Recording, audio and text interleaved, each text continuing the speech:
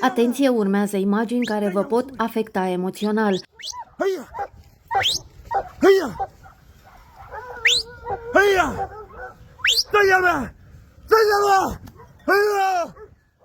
Un cioban a surprins cu telefonul mobil un moment șocant. Un urs a atacat în plină zi turma sa de oi. Fără să stea pe gânduri, bărbatul dă dovadă de un curaj nebun. Strigă și își cheamă câinii în ajutor. În imagini se vede cum ursul apucă o oaie, dar este imediat înconjurat de 5 câini ciobănești care îl atacă din toate părțile.